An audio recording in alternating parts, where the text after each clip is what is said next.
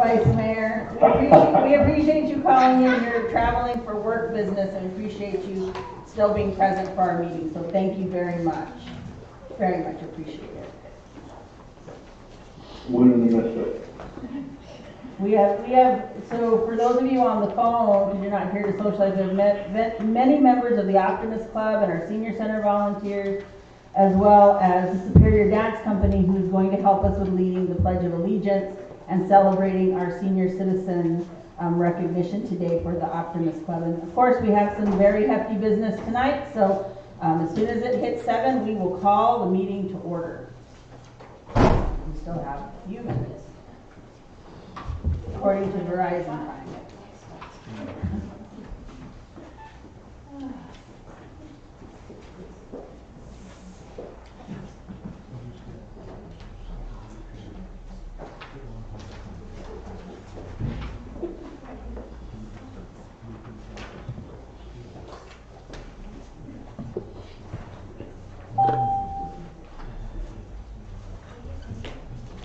Councilmember Aguilar, did you just chime in?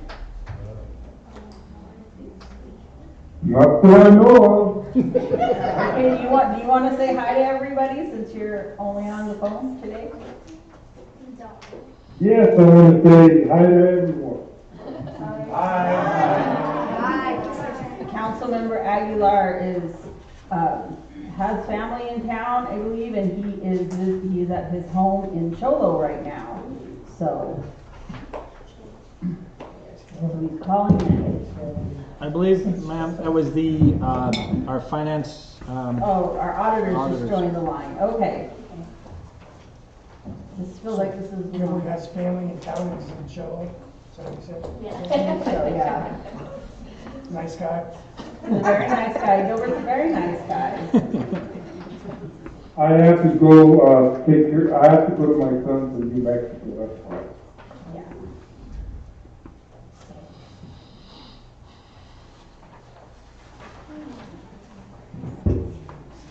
Okay, I'm going to call this meeting to order at 7 o'clock with roll call. Councilmember Navarrete? Here. Councilmember Estatico? Here. Councilmember Armitage? Here. Councilmember Lopez? Here. Councilmember Aguilar? Here. Vice Mayor Alonso? Here. And I am present. Let the record note that we do have a quorum. We have some special guests for us tonight, and I'm going to ask Councilmember Armitage if he'll lead us in the invocation following the pledge. But we have the Superior Dance Company, and we are honored to be able to have them practice here weekly at the school.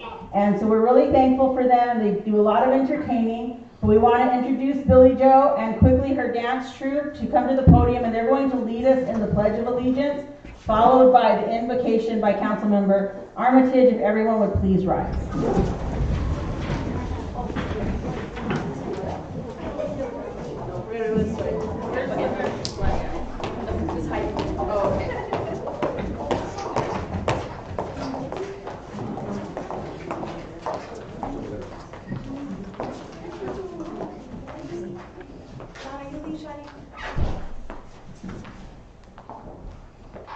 Shani, you lead me. Right now? Yes. I pledge allegiance to the flag of the United States of America and to the republic for which it stands, one nation, under God, indivisible, with liberty and justice for all. Let's pray. Heavenly Father, we just thank you for all of your blessing, all of your love, Lord, all of your involvement in our lives. Thank you, Lord, for your love, and we just acknowledge you tonight. We invite you to this meeting. We ask, Lord, that by your Holy Spirit, you would give us wisdom and discernment. Help us, Lord, as a council and as a community, Father, to make good decisions for our town. We thank you that you love the town of Superior, and Lord, that you bless it. And we give you thanksgiving in Jesus' name. Amen. Amen. Thank you. Thank you. Yes, Thank Merry you guys Christmas. so much, everybody. And they'll be performing at the Miracle on Main Street, and they'll be in the light parade on Friday, December 10th. Yeah, thank you. Tonight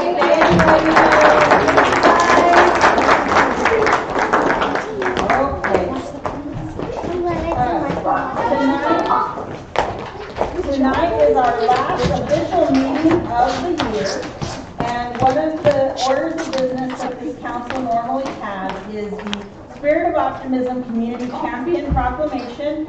We have several members of the Optimist Club here with us today to recognize the Optimist Club has been in existence since 2004, and they are the hosts of the Miracle on Main Street Parade. So each year their membership selects a community champion, and this year their board has selected the staff and the volunteers at the Superior Senior Center. And this has been a really tough year this year because, or over the last year and a half, because they have had to navigate all of the COVID requirements and protocols and have kept up socialization and really took good care of our legacy residents in our community. So we're recognizing them today, and I'll be reading a proclamation, and then we'll take a quick picture. They will be the grand marshals in the parade, the Miracle on Main Street Parade, on Friday, December the 10th. So the proclamation reads, whereas the Superior Senior Center staff, Carol Granillo and Maxine Wheeler, and all of the volunteers who support the center are being recognized for their tireless work to ensure that the senior citizens and legacy residents of Superior are cared for. Their longstanding commitment to the community is being recognized by the Superior Optimist Club as the 2021 Spirit of Optimism Community Champion in Superior, Arizona. And whereas the Superior Senior Center staff and volunteers have been providing food, camaraderie, love, and support to residents of all ages in our communities. We celebrate their contributions as a team and as individuals to provide these important services to our community. Our legacy residents and active adults are important to our population. The work of the Senior Center staff honors their contributions of these residents.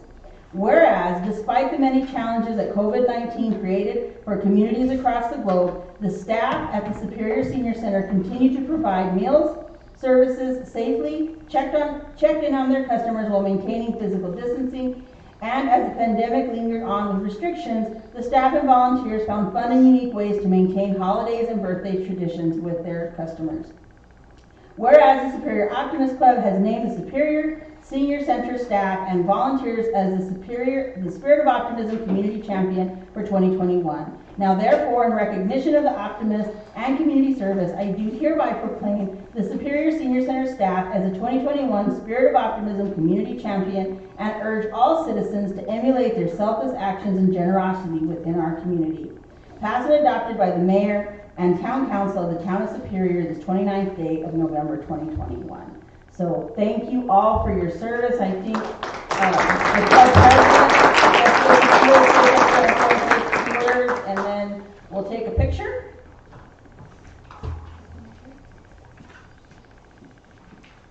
Go up to the podium.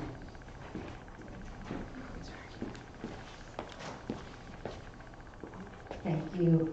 And thank you to the Superior Senior Citizen staff and volunteers. You guys do a wonderful job. I know our seniors appreciate it as you go through their houses and give of yourselves to ensure that they're kept safe and just make sure that the Superior community is taken care of. So we appreciate you. So on behalf of the Superior Optimist Club, thank you. So if you can come on up, go ahead. Thank you. Yeah, if everyone who works at the Senior Center and the Optimist come up here, stand here and give a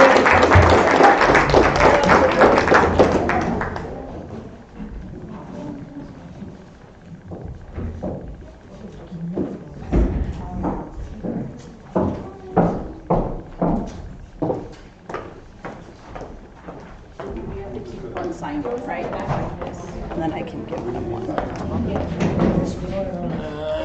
Jim isn't here to take a picture, so. Oh, Jim is in the back. Oh, there he is. Jim, you're the photographer? Whatever's needed. All right. Hold on, Chief.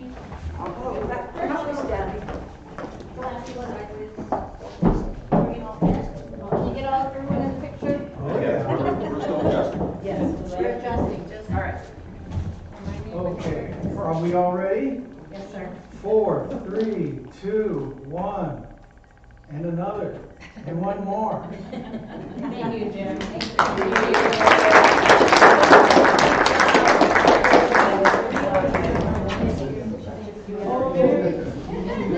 I believe there was a, sorry about that, we'll make the typo on it, sorry, Mr. Royos, we got waylaid in that discussion, so sorry about that. We will make sure you get a revised correction. Moving on to staff reports, we do have a record attendance here tonight, and I appreciate everyone being here. And tonight we have a lot of special agenda items that really talk about the depth of the work that our staff and our council has been doing. But as I said, this is our last meeting of the year. We started 2021 signing milestone agreements with Resolution Copper in regards to mitigations around the final EIS. We have we finalized our annexation, and we had our first ever State of the Town address this year, addressing all of these major accomplishments that we've had. So this has been a really monumental year as far as solidifying a lot of our plans, and tonight's agenda is really no different as we close out this last year with some more agreements with Resolution Copper, a financing agreement on a big project that we've been working on for our multi-gen center. So in the spirit of the holidays, I just want to thank all of the volunteers who are contribute to our community, the Chamber, Optimism Club, Rotary, everybody who's involved, our school district, but most importantly our staff who works tirelessly, and our council who is always completely dedicated to this community.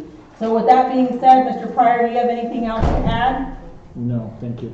Okay, we're going to move on to the consent agenda, and I'm going to take a drink, and then I'm going to read it.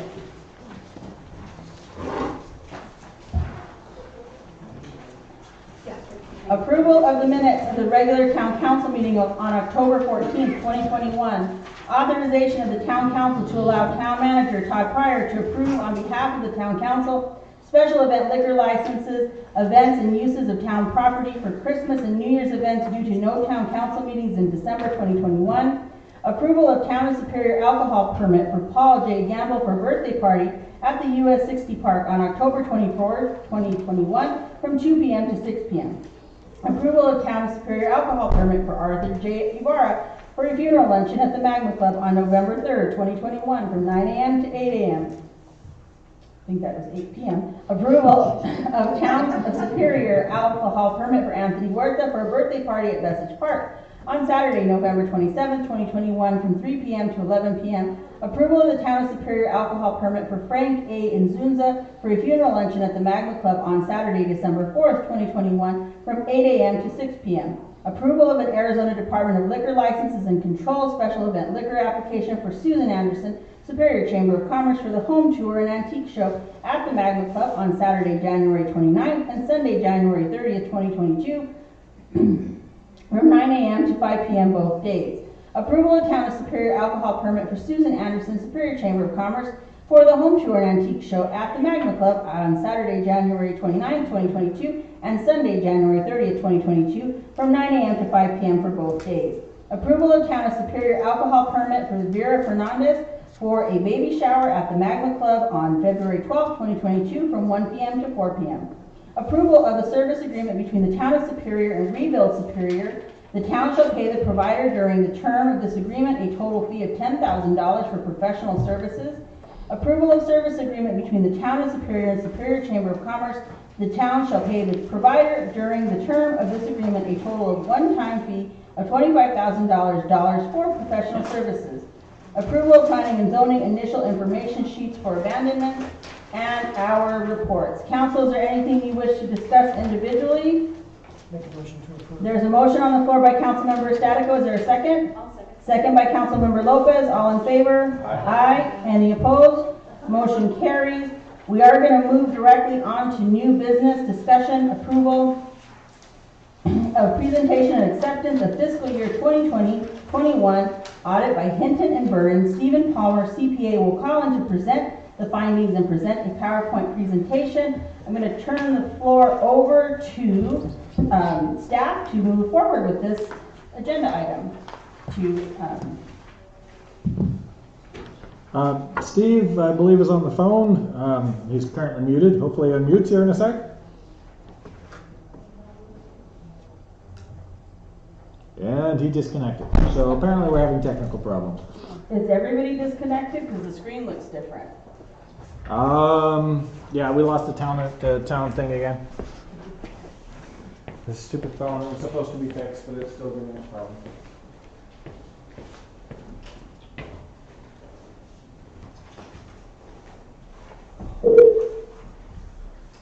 Welcome and thank you for choosing freeconferencecall.com. You're helping people around the world communicate for free. Please enter your access code followed by the pound or hash sign.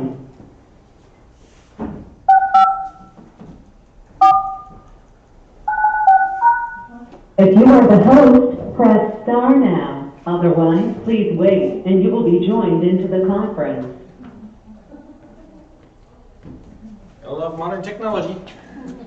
Is it our internet connection or? It's the cable that he replaced it, but it's still giving us problems. Hi everyone, are you back?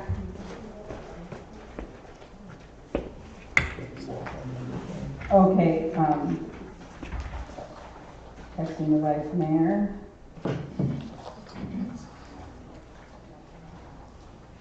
Technology is great until it's not. Vice Mayor, are you back? Council member? Somebody's reading.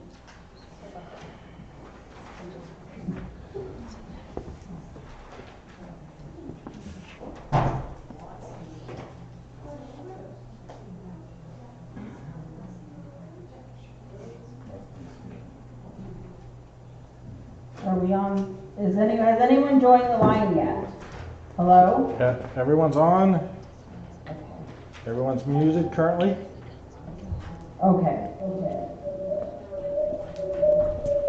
Gilbert.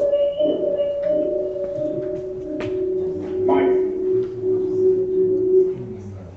Okay. All right. Okay, is Mr. Palmer on the line? All right. Did we lose it again? No. No, you're back. We're back. So. Unmuted. What did you do, Mike? I called that number that... You're back. Everybody is. You're doing it right. It was our end because we got disconnected. It took us a minute to get it reconnected. So.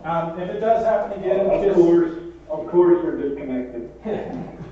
if it happens again, just stay on the line. It is the problems at our end, and we have to dial back into the meeting. As long as you stay on, you won't be disconnected. Okay, thanks. Okay. So I'm going to turn the floor over to Mr. Palmer to go over our audit, and he has some very wonderful news to share with us. Okay, great. Can you hear me all right? Yes. Okay, great. Okay, so there should be some slides that I prepared, and the first one should be up on the screen and should be titled County Superior Fiscal Year 2021 Audit Presentation. Are you seeing that all right? Yes. Okay, very good. So before I start, I just wanted to take a few moments to thank the town for giving us the opportunity to provide these services. We really enjoy working with the town staff. Working with Todd and Ruby is a joy every year, as well as the rest of the staff. They really go above and beyond to get us what we need to efficiently and accurately complete the audit. So I'm sure that the question that everybody would like to hear is, did the town pass the audit? And if we go to the second slide titled Audit Reports, the answer to that question is yes, the town did pass the audit. And we communicate this via a report called the Independent Auditor's Report, which can be found on the first couple of pages of the financial statements. And I'm pleased to report that we've issued an unmodified opinion on the financial statements. In layman's terms, that would be a clean opinion, meaning that after we've completed all of our test work on the town's finances, it is our opinion that the financial statements present fairly in all material respects the town's financial position and the results of the town's operations for the fiscal year ended June 30, 2021. We'll go to the next slide. It's titled Audit Reports Continued. We issue a second report on the town's internal controls over financial reporting and on the town's compliance with various laws and regulations. I'm pleased to report that we did not report any material weaknesses or significant deficiencies in the town's internal control structure. We did notice, we did note one instance of non-compliance, and this is that one issue that's gone back for many years regarding the town's fund having borrowed money from the streets fund, from the HER fund, Highway User Revenue Fund. But I also have some good news to report about that, and we'll get to that in just a minute. The third report that we issue is the report on state legal compliance. And again, in this report, we had to make note of those issues with the Highway User Revenue Funds. All right, let's take just a few minutes to look at the town's financial statements as a whole. We should be on the slide titled Government-Wide Financial Highlights. Yes. It's slide number 5. Okay. So total net position or the equity for the governmental activities of the town. So this would be primarily the general fund, would also include the highways and streets fund and those other activities. So the equity for those funds was about $6.2 million at June 30, 2021. And this is a very positive trend in that the net position increased by $173,000, meaning that if you were to take all the assets of the governmental activities, subtract out the liabilities, that residual amount increased by $173,000.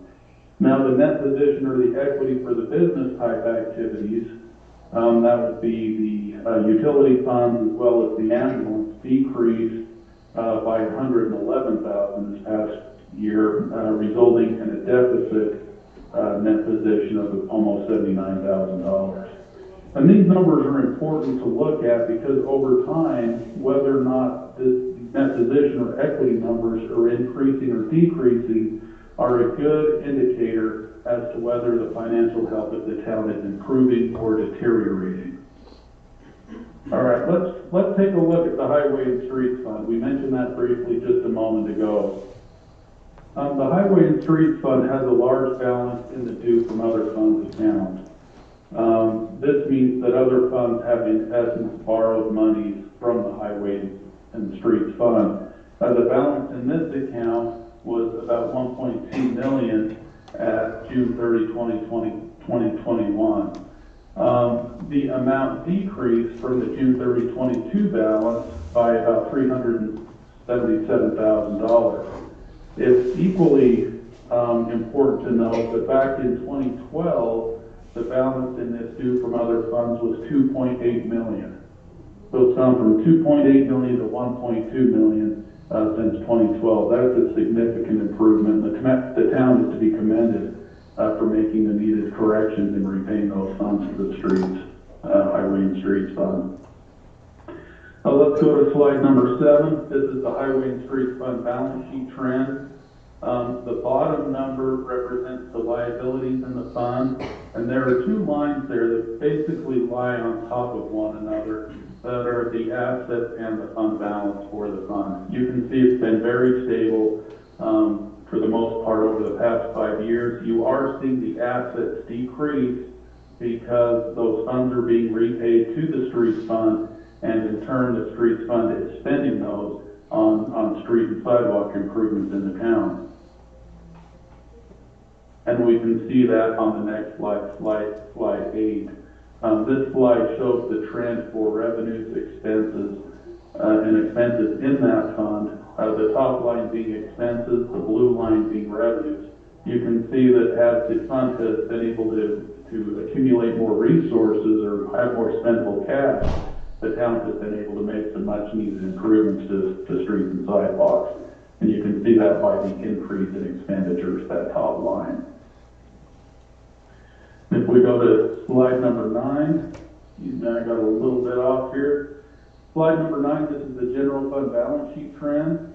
The top line being the liability, the middle line being the assets, and the bottom line being the equity or the fund balance. This I really like this graph. This says a lot about what the town is doing with their finances. As you can see, for many years, the liabilities exceeded the assets in that fund. And consequently, the fund reported deficit equity or deficit fund balance. In 2021, that changed, and assets exceeded liabilities, and the fund was able to report a positive fund balance. Very telling that the town's finances are heading in the right direction. And there, the next slide, slide 10, is the general fund's revenues and expenses. You can see that the revenues are outpacing expenditures. By just a slim margin, that's okay. The purpose of the general fund is not to generate profit, so to speak, but to provide for the needs of the town. So we generally don't want to see a large fund balance accumulating in a fund, and we're not seeing that. What we're seeing is that the resources are being used to meet the needs of the town. If we go to slide 11, this is the utility fund balance sheet. You can see that assets exceed liabilities by a pretty healthy margin, about $838,000. A rate increase was enacted a year or two ago, and you're beginning to see the benefits of that in these trends. We're seeing a nice healthy margin between assets and liabilities. Now, it's more important for utility funds to show net income, so to speak, if we can use a for-profit term, because the utilities should generate revenue sufficient to provide the needed resources. They should not be borrowing from other funds to provide the utilities to the citizens. And in addition, those utility funds should accumulate resources for future needed repairs and infrastructure improvements. And we're seeing that beginning to happen with this utility fund.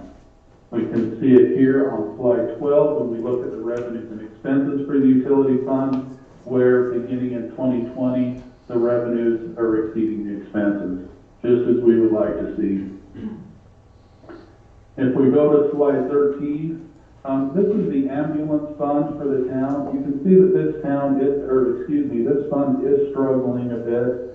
The liabilities do exceed the assets, and that has resulted in a negative net position. If we go to slide 14, where we look at the revenues and expenses for the ambulance fund, you can see that operating expenses are outpacing operating revenues.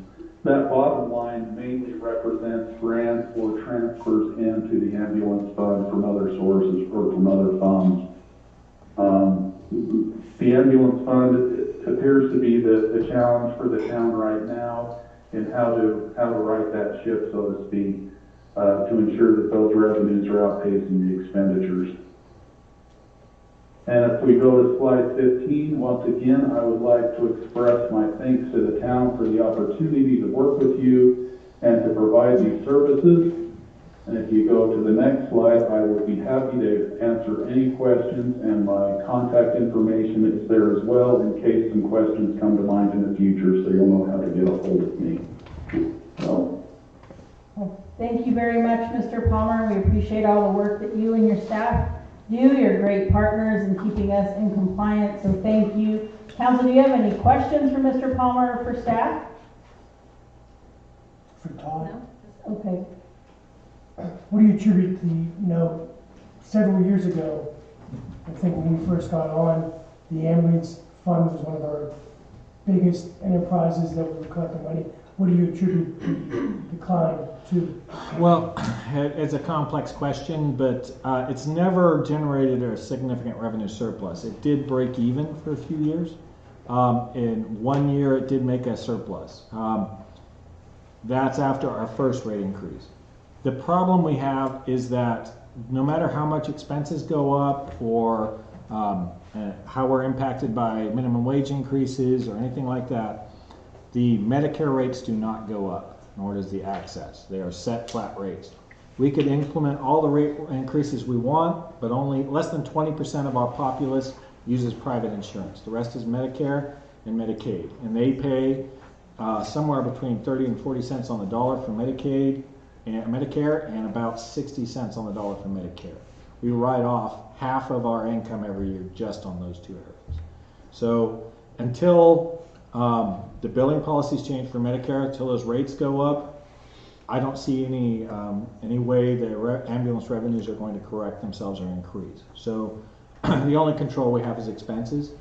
And do we want to continue to provide the service level we're currently providing? Because the ambulance is an important asset to the community.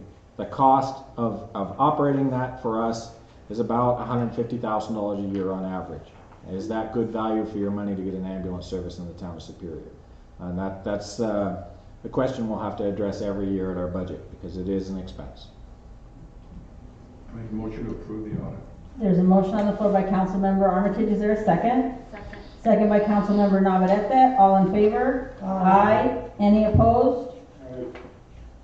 Motion carries. Thank you, staff. Thank you to our auditing team as well. We're going to move on to agenda item B, public hearing, discussion, possible approval of recommendation of approval for Arizona Department of Liquor Licenses and Control application for Superior Market in Delhi, located at 831 Western Avenue, Superior, Arizona. The applicant is Abdel Rafiq. This is a council decision. A hearing on liquor license application will be held before the Town of Superior Town Council. The local governing board should grant or deny the license.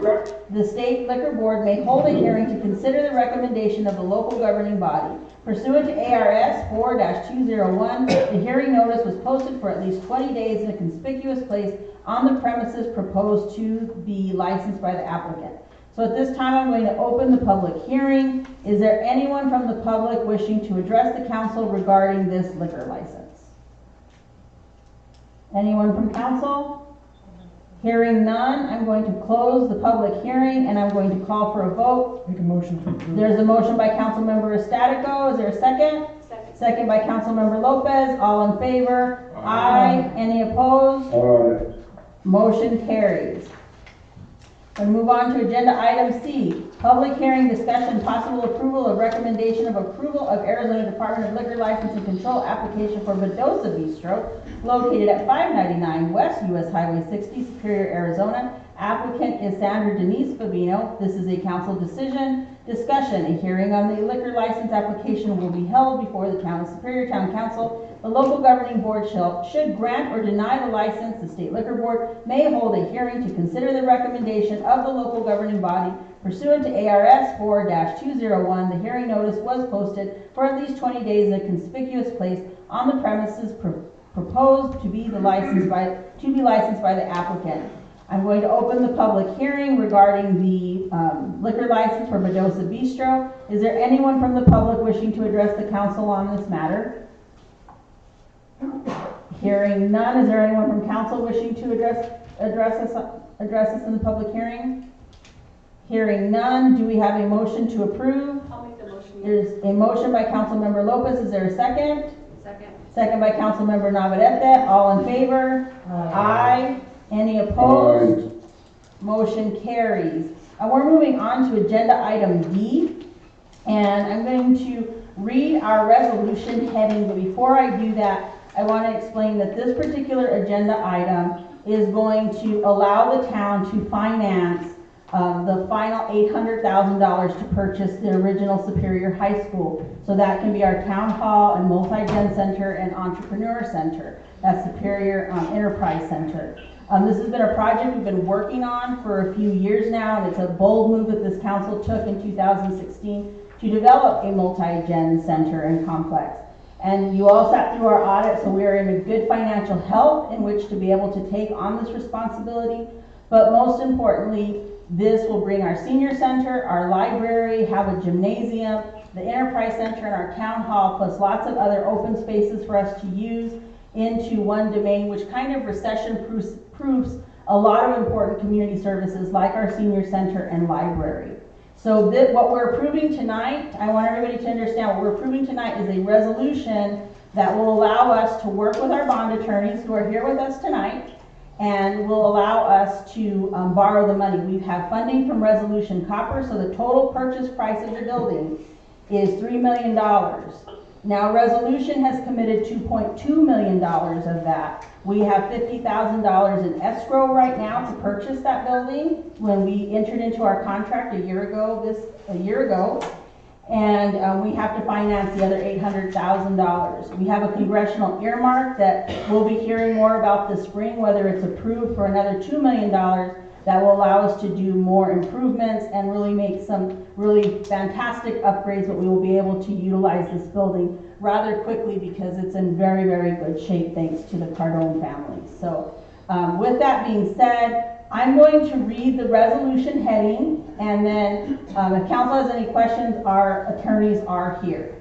So, resolution of the mayor and town council of the town of Superior, Pinal County, Arizona, authorizing the execution and delivery of a first excise tax purchase agreement, a first excise tax trust agreement, a placement agent agreement, and other necessary agreements, instruments, and documents approving the sale and execution and delivery not to exceed $2 million, aggregate principal amount of excise tax and state shared revenue obligations, Series 2021, evidencing a proportionate interest of the owners thereof in such first excise tax purchase agreement, delegating the determination of certain terms of such obligation and matters related thereto to the town manager, authorizing the taking of all other actions necessary to the consummation of the transactions.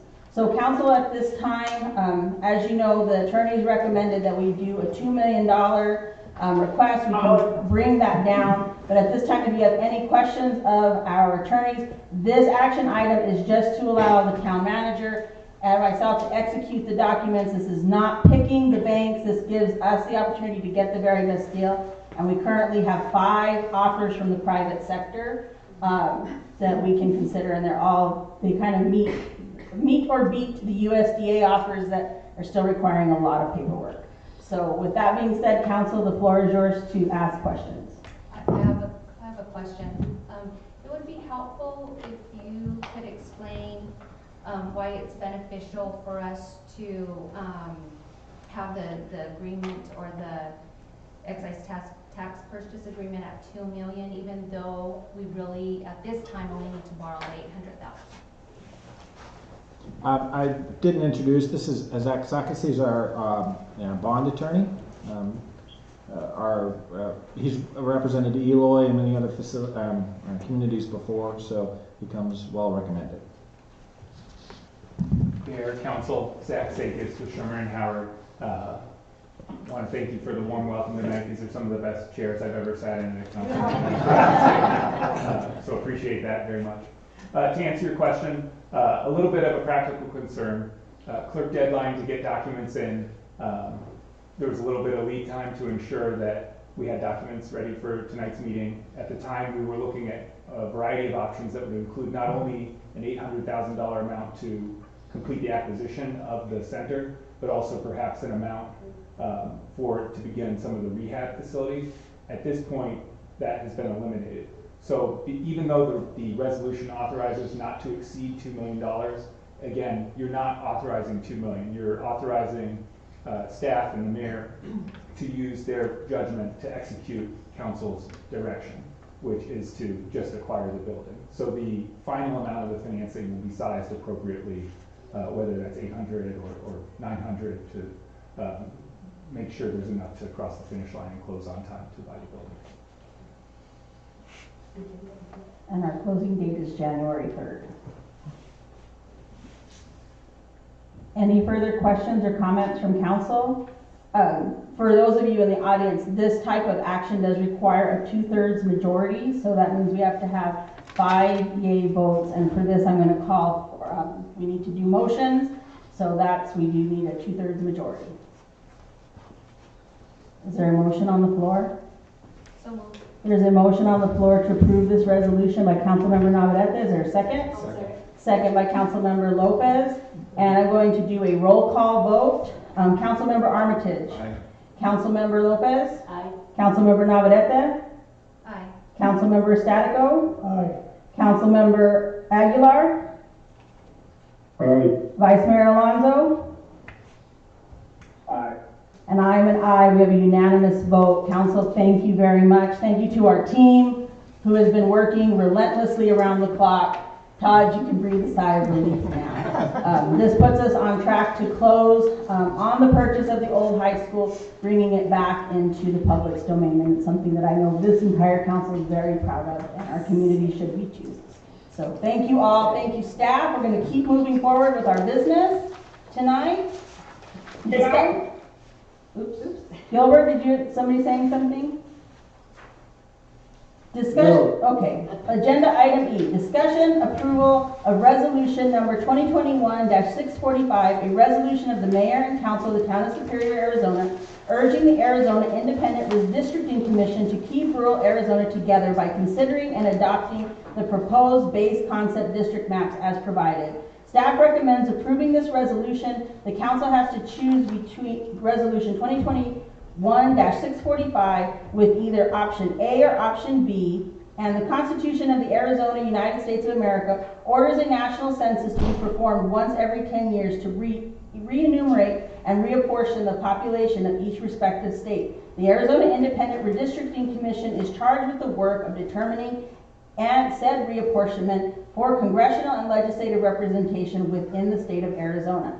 And with that, really quick, I'm going to introduce our current State Representative Neil Carter, who was appointed in Frank Pratt's position, but we do have Jesse Bryant from the local group to kind of talk about things, but I'm going to give you a quick minute, Neil. I know you're a politician now, so just a quick minute. I'm a little bit, I'm flattered. I was just going to speak at the call of the public. But distinguished mayor and council people and guests, I represent District 8 in the state legislature. As many of you know, the late Frank Pratt passed from this life to the eternal in September, and the Board of Supervisors convened in October to select his replacement. Not that really he can be replaced, but God rest his soul. At the very least, I am supposed to fill out this term until the next election. And I wanted to come. I already know Mayor Mila for many years, but I wanted to come because I haven't been to one of your town council meetings since I believe 2019. I think it was the fall of 19. So I want to introduce myself. I want to give you my contact if you want to have cards. If you want to see me after the meeting, I'll also give you all each a card if you don't mind that. And I can be reached, of course, at ncarter@azledge.gov. My cell phone is 480-628-1037, and I encourage you to reach out. When we start the session, it'll get hard for me to come up here, so forgive me. Also, please forgive me that your Christmas light parade, which I had a great time at 2 years ago, was in the Christmas light parade, is the same day as Coolidge's. Well, we'll forgive you because we're going to move right into the redistricting conversation, and we know why you need to try focus on Coolidge more than Superior. On the 10th, but normally I would, honestly I would. Well, we expect you at casino night on January 15th. Thank you, Neil. You can hand council your cards. So come up and say hi if you have any concern. I'm the complaint department now.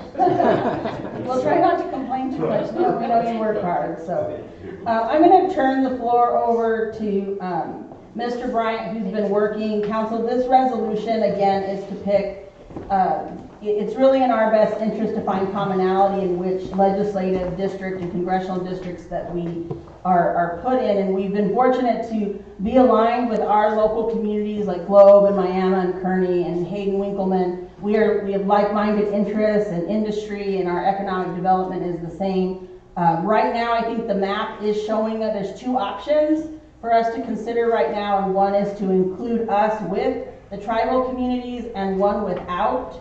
And I believe that our friends at the reservation, in our tribal communities are asking for us to please stay out of their legislative district, and we can work on that. So, Jesse, quickly, if you want to give council a brief update on your work. Absolutely, Mayor. Thank you so much. Very, very glad to be here. If you adopt this resolution tonight, you'll be the 10th community in rural Eastern Arizona to do so. So I'm very much looking forward to that possibility.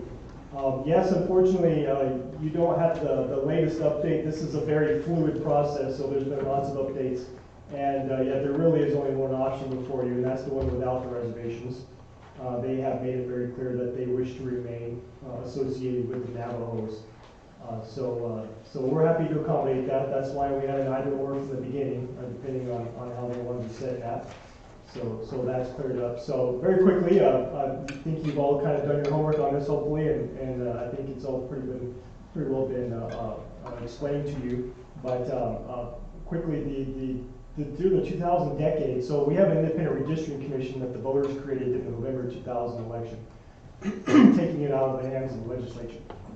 So it has its pluses and its minuses.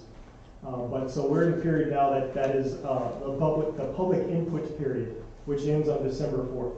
So you will likely be the last community here considering this resolution.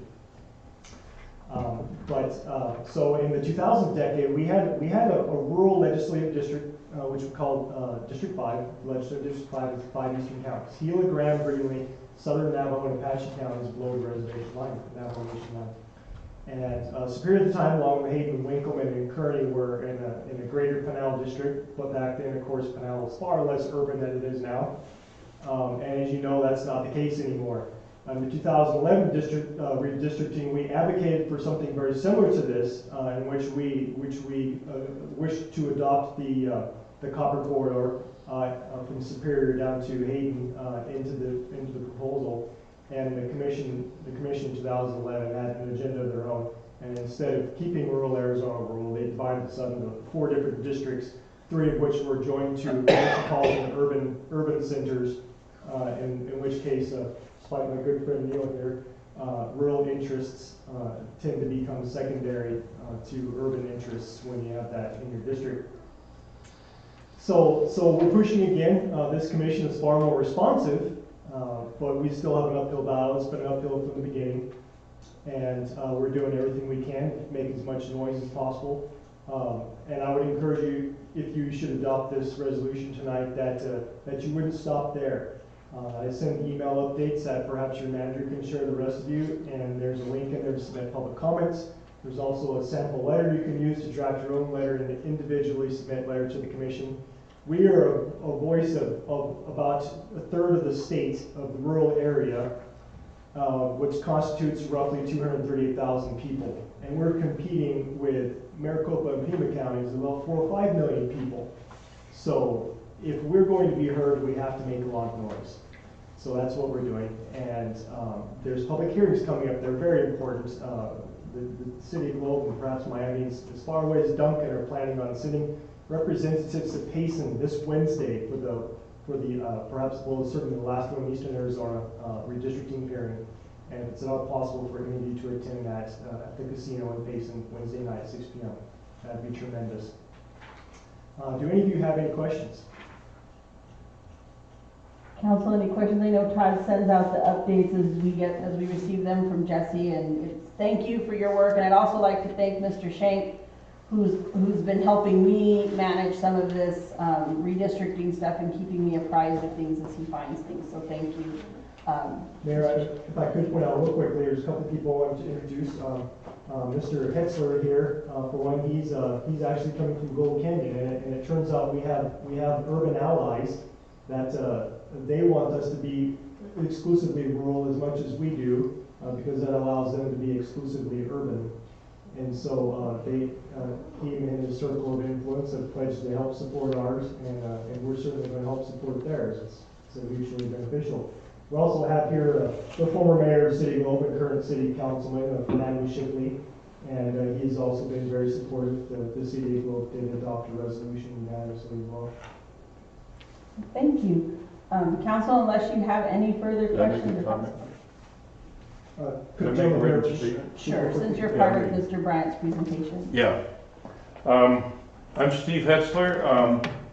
I came to Arizona as a youth. I lived in Mesa most of my life. I got involved in city and school board politics there. I moved to Gold Canyon at the beginning of... Hold on, sorry, time out. We got to call in again, Todd. Yes. Lovely. So we'll have to call them back in. We have a quorum here, but for the rest of the council members to vote and participate there.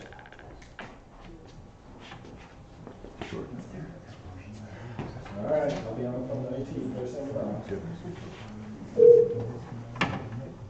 Welcome and It's not that long, like I'm kicking the cord, so. muted. Okay. You guys hear us okay?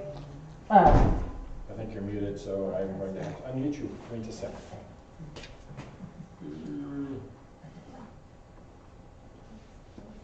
Whenever he looks at you, you always can't find the button. We'll stop looking at that. There you go. Unmuted. Okay.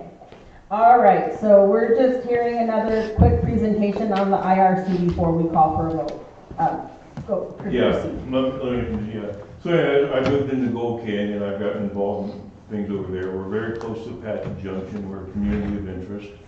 We're disappointed to be in a district 200 miles long, 200 miles wide. I'm 10 miles from metropolitan Phoenix. I'm trying to get we had hoped for a Pinell-centric district, and Gold Canyon is being left out. This proposition, the 5+ plan, does unite Apache Junction, was split down the middle, but it does unite Apache Junction, put them in metropolitan Phoenix.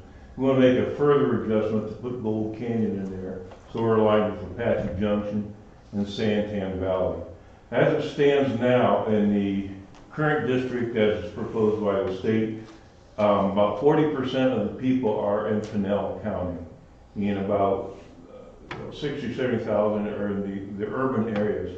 And I've mentioned to our legislators, the current legislators up in the area, that we would expect commensurate representation. We will want those urban interests because those are our interests.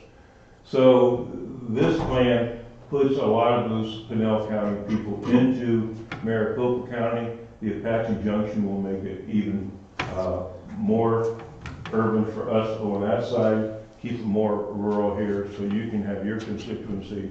We have separate constituencies, and that's what we're working on because we have a common interest. It's a great place to visit.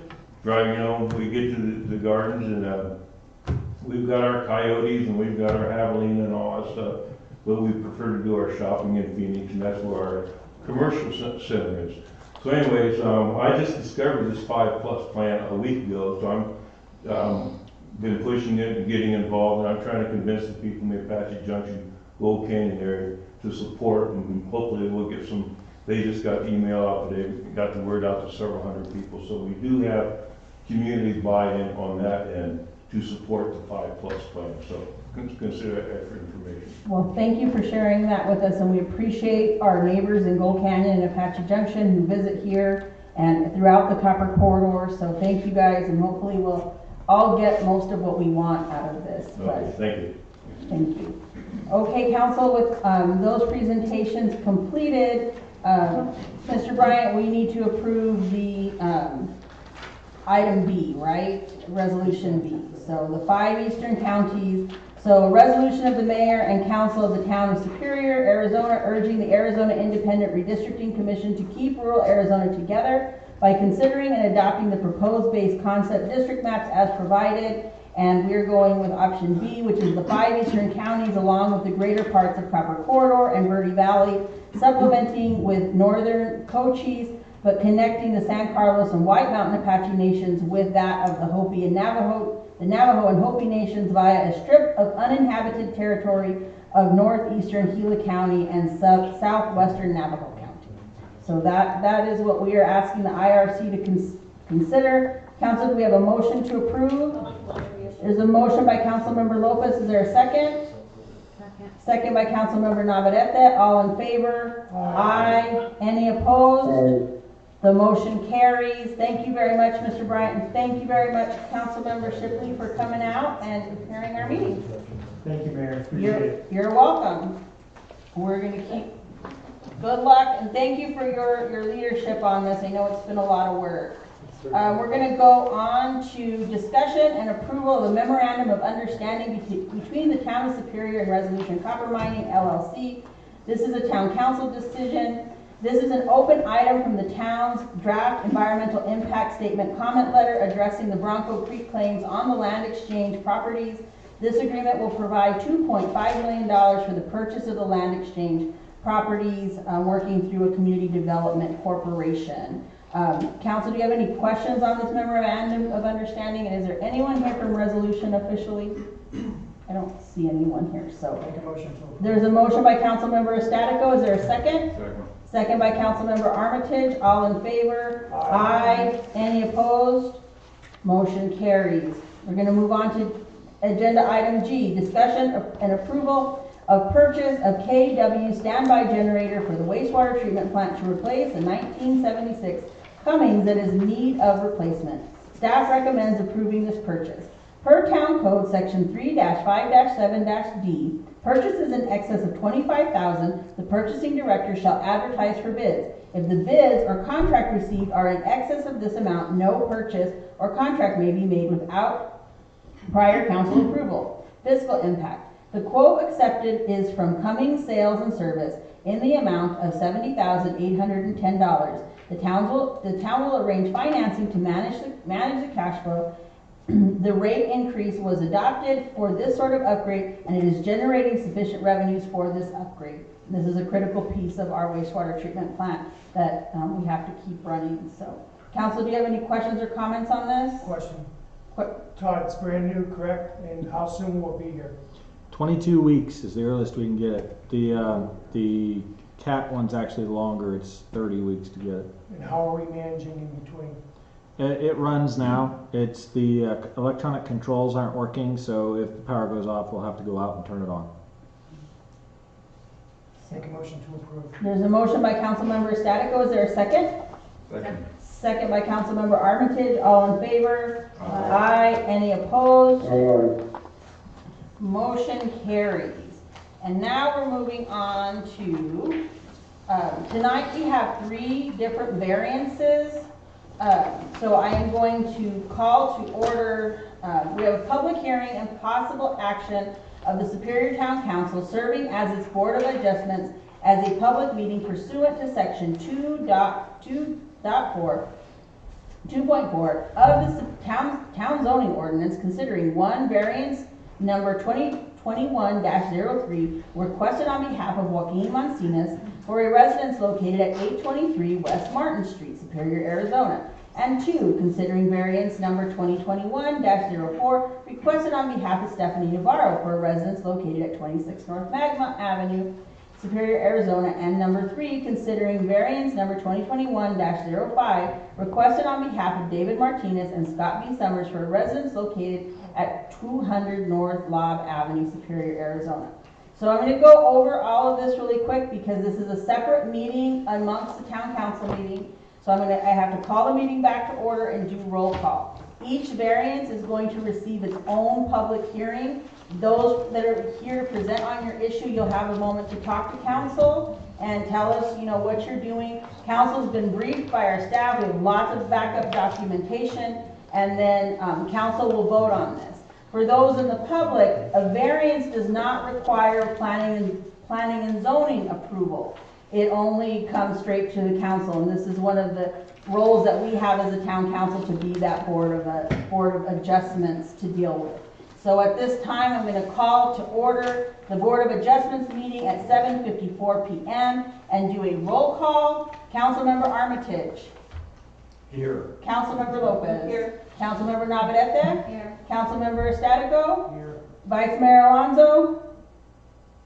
Here. Councilmember Aguilar. Here. Okay, let the record note that we have a quorum of the Board of Adjustments, and we're going to get started here with opening the public hearing on variance number 2021-03 requested on behalf of Joaquin Mancinas for a residence located at 823 West Martin Street in Superior, Arizona. For the discussion, I'm just going to read the very basics of discussion for the public. The staff has received a variance request from Joaquin Mancinas. The real property is located in the town of Superior, R1-5, Single Family Residence Zone District. The subject property is located at 823 West Martin Street on Superior, Arizona. The parcel number is 105-08-071K. See attached Exhibit A for the location and site map. The 8-inch town main sewer line, sewer manhole, and 15 feet of utility easement for the sewer line are located in the middle of the applicant's parcels. The setback limits in the single-family residential zone front are 20 feet, sides are 5 feet, and the rear is 10 feet. The owner who purchased the property was not informed and did not know about the utility easement. Because of the unique circumstances, the owner is requesting to allow the use of the front setback line 20 feet from the property line to build an approximately 2,000 square foot house and keep the 15-foot utility easement behind the proposed building footprints for the future maintenance of the existing sewer line. The attached map describes the building envelope and with the current setback lines and dimensions, utility easement line, and the footprints of the proposed house. So pursuant to the Arizona State statute, the Board of Adjustments may not make any changes in the uses permitted in any zoning classifications or zoning district, grant a variance if the special circumstances applicable to the property are self-imposed by the property owner. So this is not an issue where the property owner has self-imposed that. Council, you have a full packet, so I'm going to open the public hearing. If there's anyone from the public that wishes to address this particular item. Okay. Todd, you want to give the staff report and recommendation? Do you want me to read the whole thing or just summarize? Summarize, please. The property isn't buildable without a variance. It doesn't have enough space to put the structure. It isn't imposed by him. The sewer line is the town sewer line. We do have to be able to make access and maintain it.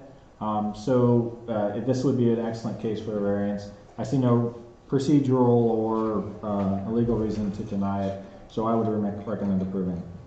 Okay. Is there... Question. It just affects really the setback in the rear, right? It's the setback in the front, so you'll be able to build, yeah, very close to the street. Okay. That is a wider street. It shouldn't be a problem. Council, any further questions from the council? Any further questions from the public? Is there anyone representing the Mancinas family? Do you care to address that? Request anything?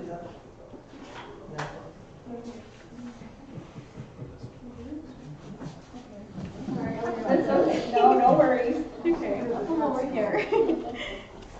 Okay, so, hi, my name's Alejandra. Thank you guys for letting us speak on this matter. We've kind of been going back and forth just for a couple of years. We bought the property initially because we wanted my parents to have their dream house. They came to Superior wanting to retire, and we were really so disappointed after the fact, after we purchased the property, realizing that we wouldn't be able to build my parents' house, like their dream house. So we've kind of been settling and, you know, kind of trying to fix the house that we have right now. But it was brought to our attention that we can appeal that and we can potentially be able to build a house for my parents, not only for them, but for us. Like, his children are all flying the coop. We want to be able to come back for all of the holidays, have a good time with them. So this would really be helping not only us, but our family and our future generations. Thank you very much. Council, any further questions or comments on this?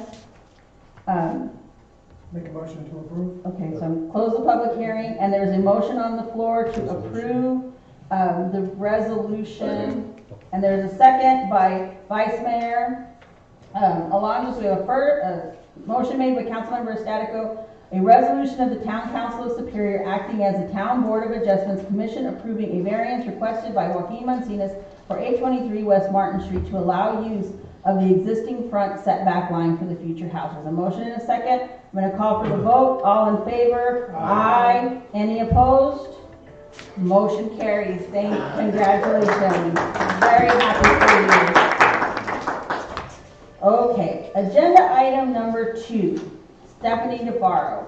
I'm going to go ahead and open the public hearing. This is in regards to variance request for Stephanie G. Navarro, subject property 26 North Magna Avenue, Superior County Assessor's Parcel number 106-12-310, and they want to add the existing property has sun exposure for almost a full day. The building is commercial and rented out for the business. Customers often suggested having an awning in front of the building above the public sidewalk to provide a cool-down space with benches and enjoy the view of the mountains and downtown. The roof awning would give the clients a good rest area and preserve the structure from sun exposure. However, the structure has to be built on the town property, the public sidewalk area, which would be beyond the existing property setback line. Therefore, the owner asked for a variance permit to construct the roof awning. Council, you saw the full presentation in your council packet as far as construction, and match up with the existing awnings on Magma Avenue. Todd, did I exclude anything on that for your staff report and recommendation? The only thing I would mention is that it previously had an awning that was removed. If it had been done within 18 months, it'd be grandfathered anyway, so. Ms. Navarro, you're here. Do you wish to address the council? It was built in the 1920s, and at that time there was an awning, but my mother doesn't remember it herself, and she's 97. So it has been there in the awning structure, you can see, but it is not there and has not been there probably in any of our time. But it definitely needs an awning because of the sun exposure, very much so. And I've been hoping to get that done for a long time. Yes. Hope it will get done. Okay. Any other comments from the public regarding this? Mr. Shank. Yeah, I own the building next to it, and this enhances Magma Avenue so that we have. Hey, Mayor, it's really hard to hear everyone that's speaking. Okay, I'll recap Mrs. Navarro's comment. She just was commenting that her mother can't remember when they took down the awning, but they did have an awning before, and Mr. Shank will be going to the podium now. Yes, I own the building next door, and I think that this enhances the whole Magma Avenue. Not only enhances the property in question, so I would urge that it be approved. Thank you, Mr. Shank. Is there anyone else wishing to address the council from the public? Council, any further questions or comments? I make a motion to approve. There's a motion so we're going to close the hearing. There's a motion on the floor by Councilmember Armitage. Is there a second? Second. Second by Councilmember Lopez. All in favor? Aye. Any opposed? Motion carries. Council, we're moving on to variance agenda item number 3. That's a variance requested by David Martinez and Scott B. Summers. Property 200 North Lob Avenue, County Assessor's Parcel number 106-12-247. And as you know, Ms. Robigo handed us another packet which was emailed to all of you. Some of our original council packets had some other requests, but Mr. Pryor, I'm going to let you take it from here. I believe our staff has their concerns have been addressed regarding these variances, and we've come to some solutions. In the initial review, the only concerns were raised by the fire marshal and the police chief about access, and they had 4 main issues. They met with Mr. Summers and came up with solutions to those. You have our amended packet in front of you that corrects those issues. So you can make an opinion based on clean information with no negative findings from staff. Council, do you want a few minutes to review this letter? Mr. Summers, I don't know if you want to address council quickly.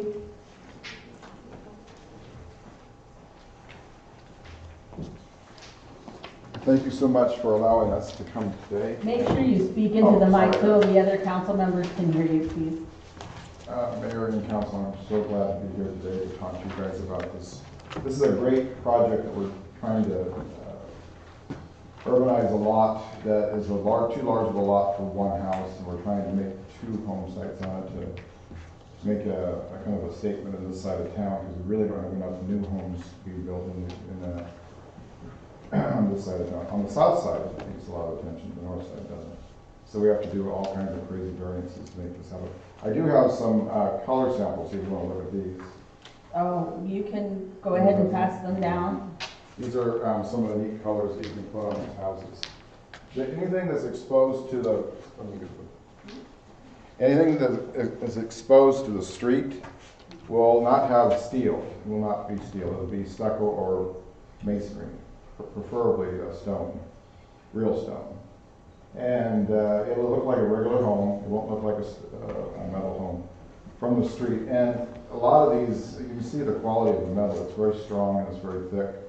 And we foam insulate the walls and the ceiling and the underside of the roof in the attic. So you've got, if the house is so insulated with this foam, because it's 6 inches of foam, and it's so well insulated that actually if it's 80 or 75 inside the house, It's 85 inside the attic at 110 degrees outside. So it's an incredible system the way they've got it set up.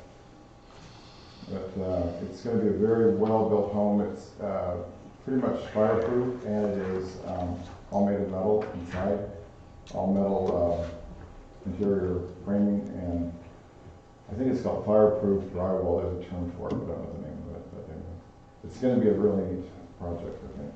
I'm excited about it. Council, do you have any questions for the applicant? I just have a comment. I actually went up and looked at the property before the changes. I think the changes are, I was sitting there thinking to myself, well, why don't they do it this way, which is pretty much what you decided to do. And I really have no issue at all with the metal house. I think if you can make it look presentable and representative of the neighborhood, then why would? And that's kind of why we chose that Celeste model, because it really does look like something from Superior. It does. It does kind of that ranchy, homey look that we all kind of like here.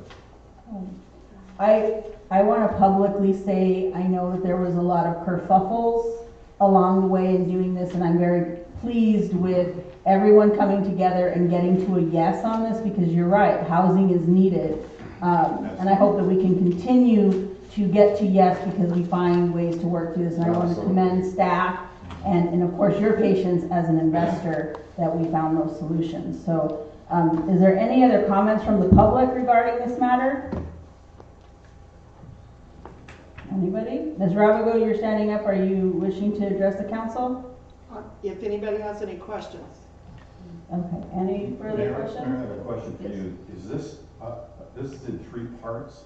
Do we have to approve each part separately? Oh, that's a Cooper question. Usually they tell me in advance if we have to. I think we should approve one resolution. 3 different items. It's 3 different zone sections that require variance, but they're all packaged in one. In the resolution. Yeah. And I believe there was a recommendation that we did need to approve this with the stipulation that you guys will get a survey at course, yes. If you guys want to get this, then you're going to get your survey. So if it does, you don't get your survey, doesn't come out the way you want it, then it might not work out. But I don't know, it'll work out. I don't know. Mayor, council members, in speaking to the town manager, he's advised me that those 3 items are integrated into Resolution BOA 2021-05. So if you approve that resolution, all 3 of those items will be taken care of, as well as the survey. Okay. Hold on, I'm going to go in and read the resolution heading. So I do have a question, just for my clarification purposes, just because it's a lot to sort through. Yeah. So this zone is R1-5, am I correct? And so the proposal is for the front for that zone is a setback of 20. So we're proposing that to be 10 or? We'll work with the town on it. The way we had presented it was the garages would be off the alley. Right. But we have agreed to flip those. So I don't know whether they want 14 feet in the front or 10 feet in the front and leave 14 feet in the back. I'm not positive how they want to do it. But we'll work with them on what they want to do. If you notice in the packet, there is some maps that have X's on them, and all those X's in those neighborhoods are properties that have less than 20 feet. Right. Right, those are what do they call it? Existing non-conforming. Yeah, existing non-conforming. Generally, one of the things that qualifies you for a variance in our code is a significant preponderance of properties in the area that don't conform. So that's one of the reasons that's important to point out, that there are a bunch of them that are in the front setback already. This is not out of character with the neighborhood. These setbacks are 11 in the front. Not only the front, they don't meet the front, they also don't meet the back. Many of the back are only 2 to 3 feet from the back alley. So it looks like all the side setbacks are. There's one issue with the 10 feet on the north side. They had to move it further away from existing buildings. Fire code says there has to be a 10-foot separation between each building. Which means that the 10-foot on Porphyry is gonna change to 7 feet. Okay? Any other questions, council, for staff and or for the applicant? Are you gonna rent these houses, how are you planning? No, we're selling these. Selling them? Mhm. And they're good sized homes, because we have a lot of 2-bedroom, 1-bath houses. This is gonna be for families. It'll be a 3-bedroom, 2-bath, 1,782 square feet, and we'll also have a garage. And a We bonus have room, a little bonus room. Yeah, office. that's true. The garage will be sizable too. It'll be nice to have that. And this will be an affordable home too. It's not going to be outrageously expensive. That's the beauty of the middle home. I mean, that's great, and like I said, I really appreciate everyone coming together and, I do too. getting to a point that we have something that our public safety feels very comfortable with, so. With that being said, I'm gonna close the public hearing. Council, is Make a there? motion to approve. There's a motion by With the Councilmember stipulation Armitage. Of it being served. With the stipulation, then there's a second by the Vice Mayor, and I think I already read the resolution heading into the record, so with that being said, all in favor, aye. Aye. Any opposed? Aye. Motion carries. You have your variance. Thank you. Congratulations and good luck. Thank you. Oh, I need my thing back. Oh, your color swatches are back there. Okay, so now These are like diamonds, believe me. It's hard to get. we're gonna move on to call to the public. Come back to. We're returning to regular council meeting at 8:13. And we're gonna move on to agenda number 9, which is call to the public. Any citizen desiring to speak on a matter that is not scheduled on this agenda may do so at this time. Comments may be limited to 3 minutes per person and shall be addressed to the town council as a whole and not to any individual members. Issues raised shall be limited to those within the jurisdiction of the town council. Pursuant to the Arizona open meeting law, the council cannot discuss or act on items presented at this time. At the conclusion of the call to the public, individual town council members may 1, respond to criticism made by those who have spoken, or 2, ask staff to review a matter, or 3, ask that the matter be put on a future agenda. So do we have a sign-in sheet today? Mayor, we do, but there was no sign-ins, but I believe there's one. Okay, yes, then you can go ahead and just address the council, it's fine. We don't have to require you to sign in. Yeah, we don't require you to sign it, just. State your name and address.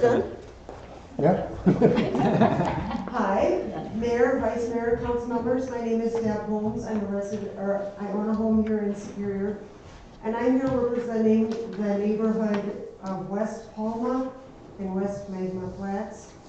And our neighborhood is requesting that, and I'm not exactly sure who to bring this to, but that Circle K wall be extended in height because of the noise, the trash that blows into our yards and on our streets, the bright lights that are there 24/7, lack of privacy in our yards, and one of our neighbors' children found drug paraphernalia along the street and on their backyard. We've had people come from over there to hop the fence, which is really low at the back end, into private backyards that are fenced. And so we're requesting that they extend the wall that's on the north end by the front, Highway 60, is currently 6 feet tall. We're requesting they higher that to 8 feet and extend it the entire length to the back of their wall, which now goes down, I don't know how much, it goes down in different variances, and by the time you get to the back, very easy to just step over the wall. That's what we're requesting, and I'm not sure where we go from here. That's really probably a matter as neighbors to bring up with Circle K, but I would like for you to make an appointment with our town manager, and he can probably talk you through any concerns, and I'm sure after the meeting, he'll talk to you immediately about it. Okay, and is that Tom? That's Mr. Pryor. Okay, thank you very much for your time. And thank you for bringing this to our attention. Mr. Shank? That's just Yes, I hope everybody had a great Thanksgiving, and we're getting into the Christmas season, and I just like to remind people that on Saturday, Legends of Superior Trail is sponsoring a luminary walk. We're gonna have candles and bags going from Vesage Park all the way up to the Claypool Tunnel. And No, just to the bridge. Oh, sorry. You're right, just to the bridge. You're going all I'm not going to the tunnel. And there will be cookies and hot chocolate in Vesage Park. So come on out and see your neighbors. Thank you. Is there anyone else from the public wishing? Yes. Go ahead. No, you Please, first. see my guest. Hello, Mayor, Council, staff, community members. My name is Colleen Roach. I'm from Pinto Valley Mine. I'm an employee out there. And I just wanted to share some good news, and that is earlier this month, the Toronto Forest Service supervisor signed our plan of operations. So I'm here to thank you. We had an unsolicited resolution of support from the town of Superior, which we're very grateful for. We can't understate how important it is to have local support as we work through this permitting process. I'm sure the Forest Service feels the same way. So on behalf of 600 employees at Pinto Valley Mine, several of whom I know personally who are residents of Superior, we thank you very much and appreciate your support and look forward to working with you for another 18 years of mine life, which was really the goal of our permitting exercise. So thank you very much. Congratulations. Congratulations. I'm very happy to support you. Ms. Anderson? Trips over. Sue Anderson, Superior Chamber of Commerce. On behalf of the Chamber, I'd like to thank all of the council, the staff, and the town manager for the great job you've done for all of us this last year. What's happened in this town the last 5 or 6 years has been incredible. And having been here 20 years now, I'm still a newcomer. It's okay though, I like that. I've seen huge changes, and we're really making great strides because of all of you, and no other reason. Everybody working together for change. Happy holidays, be safe, and thank you again. You're welcome. Thank you for all your work. Okay, any other last calls for call to the public? Oh, yes.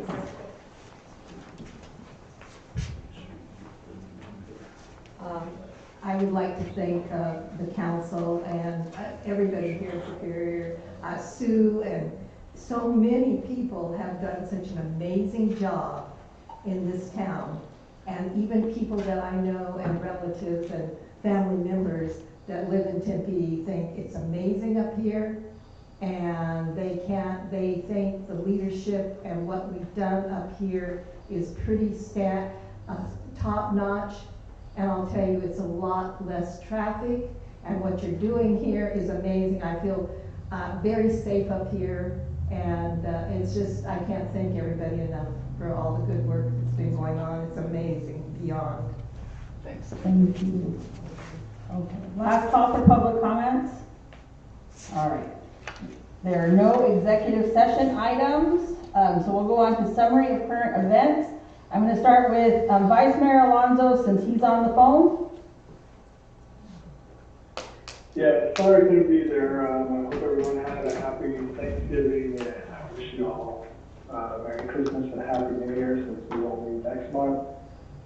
Sue mentioned that she's new to the town. She's not new. She's new in the sense that she brings new ideas, and the organization she represents brings new ideas. And Sue, you're a pillar in our community, and I thank you. Thank you, Mike. Councilmember Aguilar? I want to build on everything Mike said. I also want to wish everyone a Merry Christmas and a Happy New Year's, and everyone be safe. Councilmember Navarrete? I just want to wish everybody happy holidays, and also please join us for our Miracle on Main Street event on December 10th. And the Optimism Club also has their Magnum Royale Casino Night coming up January 15th. Councilmember Estatico? Just want to know how much Sue paid Mike to say that about her. But I want to wish everybody a happy holidays. And just keep in mind, we're still in a pandemic. We still have a lot of work to do. Please get vaccinated if you can. Superior's has a very high rate. We're trying to keep our kids in school. So get vaccinated, stay safe, and be smart about it. Councilmember Armitage? Thanks to Representative Carter for showing up today. Appreciate that. Congratulations to the three families that, or the three groups that requested variances. I think it's our pleasure to be able to approve these variances in that I feel it really keeps the town moving along, where otherwise people would look at it and say, I'm not going to, it's too much work. So I appreciate you going through the effort, and it's our pleasure to approve those variances. Congratulations again to the staff on our new building. Looks like hopefully we'll get it closed by January 3rd, right? And I think that's huge, and looking forward to seeing a lot of progress in that area. And Merry Christmas to everybody. You all be safe out there. It's crazy out there. So take care of yourselves and your family, but especially have a good time this holiday. Councilmember Lopez? Well, I don't know what to say after all that. But anyway, no, just wishing everybody, of course, a happy and safe holidays. And then I wanted, we do have a good staff. We have a great council. We have great staff, but we have your support, and that goes a long way. So just remember, we're here to help you guys in any way you can address your issues and everything. Just have a blessed, safe holiday. And I'm just going to close with that. Happy Merry Christmas, happy Merry everything, and Happy New Year. I am looking forward to 2022. Tonight's agenda items with the purchase of the old high school is going to really bring in a whole new level of work, and we're just setting that bar higher and higher for our community, and we can't do it without the tireless work of our staff and, of course, our council, who stays very much on top of everything and diligent and very involved. And I think we're going to have some airport news in the early part of 2022, and lots of good things are coming to our community. It's because everyone is working so hard. So again, thank you, council. Thank you, everyone. And Mr. Pryor, do you have anything to add? I do not. Thank you.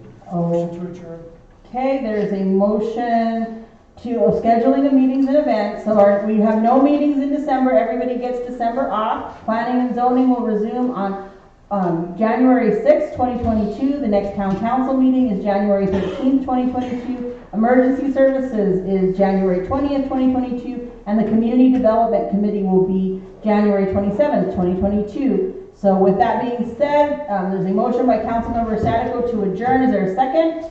Second by Councilmember Lopez. All in favor? Aye. Any opposed? And we are adjourned at 8:24. Thank you, council, and thank you, staff. Good night. Good night.